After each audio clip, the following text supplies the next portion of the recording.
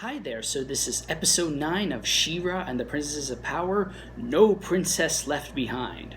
So last time on She-Ra and the Princesses of Power, Glimmer and Bow are captured by Catra of the Horde, and the sword of She-Ra is taken. Now, Queen Angela of Bright Moon wants to surrender to get her beloved daughter Glimmer back, but Adora ain't having any of that. She, Perfuma, Mermista, Seahawk, and Entrapta are conducting a daring raid in order to get Glimmer, Bow, and the sword back. So what will happen in this episode? Well, pretty much what I expected would happen, except for one little thing, but I'll get to that. So again, I really liked how all the princesses came together to work off one another. It was really great seeing... probably my favorite pairing is Perfuma and Entrapta. Perfuma trying to stay sweet and calm throughout the whole thing, while Entrapta is just incredibly distracted by everything around her, all the machinery of the Horde, reprogramming one of them to be her pet. It's just always a delight to see Entrapta on screen. She is easily my favorite of all the princesses, not counting Glimmer, of course. Glimmer always remains so far my favorite character of the show. Seeing Mermista again and really being annoyed and pissed off on her part in Adora's plan of the sewer is really funny. And probably my favorite humorous moment was seeing Seahawk and Scorpia interacting with each other. Scorpia being fooled that Seahawk is an inspector, Seahawk trying to play cool.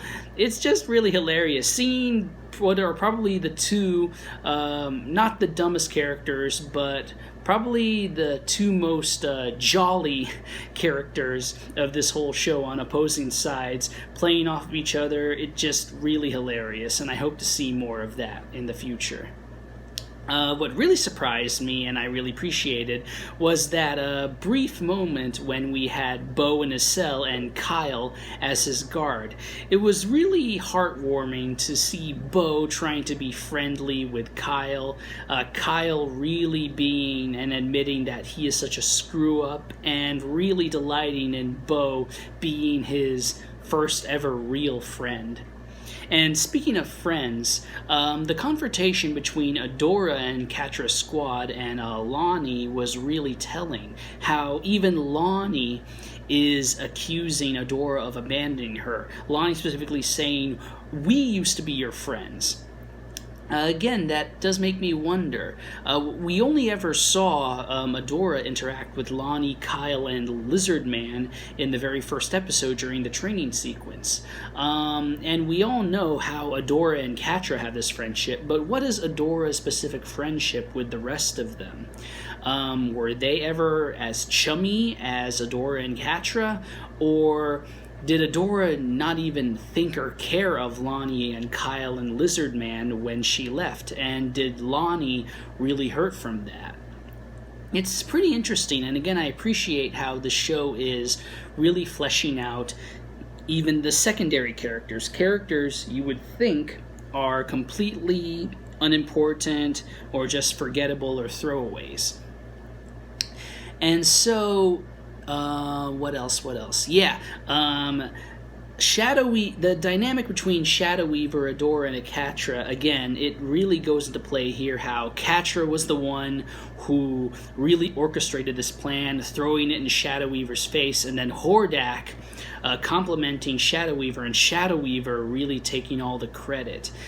It really shows, again, this interdynamic between the bad guys, how each of them are having their own plots, their own machinations, and again, really emphasizing how Catra is coming into her own as being a manipulator herself.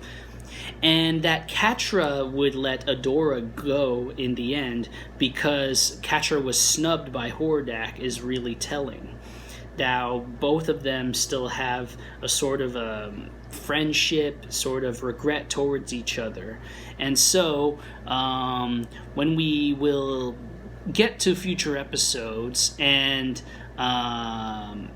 the future seasons, it does make me wonder how far Catra will rise. If she will possibly become the leader of the Horde herself, overthrowing Hordak, becoming the actual true villain of the show. It's just, again, so much speculation and excitement for future episodes and seasons. Again, I know I'm harping on how really excited I am for the future episodes. Oh, future episode this, future episode that, future seasons. Really excited for what happened in the future. I know, I am rambling about that, but just, I can't help it. This show just if you really throw yourself into the show, into the characters, into the world and lore, there's just so much speculation and theories, and you really wonder about the character dynamics.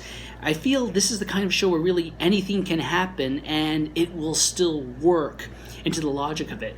What can happen in the show, it will not just be a jumping of the shark or anything like that, or a massive plot contrivance, or a plot hole, or some things might be hackneyed or pat. And I know I said some things were hackneyed and pat before, but that was mostly focusing on the morals of the episodes, not really, though, the character dynamics. And let's see. What did I not like? Nitpicks, primarily two nitpicks. Again, Seahawk. Seahawk is not a bad character by any means. I just haven't warmed up to Seahawk yet. And until he does something that is really heroic, or really will make him much more capable than he really is, I feel like he is just a comic relief joke character, not really doing a whole lot. Again, and reminding me of Avatar, Seahawk really reminds me of Sokka. But again, those who have seen Avatar will know that Sokka will have his really special episode where he gets his sword and he becomes this really fantastic character. Until then, Sokka was capable, but he didn't really do much and was just the butt of jokes. And Seahawk on this show seems to be going on that same path. So don't spoil me ahead of time for what will happen to Seahawk. For now, I'm just rather indifferent to him just being there. The second thing I have a nitpick on is what happens to Entrapta. She supposedly dies, and all the characters are massively bummed out about that. I'm not buying it for 1 second. And how Entrapta died is pretty lame, and the fact that so much went into this character that she had her cliffhanger at her episode 6 on restarting her experiments. Yeah, I'm really not buying that Entrapta bit the dust here. I have a feeling that she will be back, but considering that she is trapped within the Horde, it really makes me wonder what will happen if Entrapta might end up working for the Horde. Oh boy, I'm really hoping that'll not be the case, because Entrapta is, again, my favorite princess, so just to see her become a bad guy, just like, no, I don't want that to happen. Yeah, so anyway, to conclude, this was a great continuation of the story that started with Princess Prom, and I'm wondering if that'll be the end of it, or if there will be some fallout because of stuff that happens in this episode. Again, we will see, so I will see you guys next time for She-Ra and the Princesses of Power, Episode 10. See you around!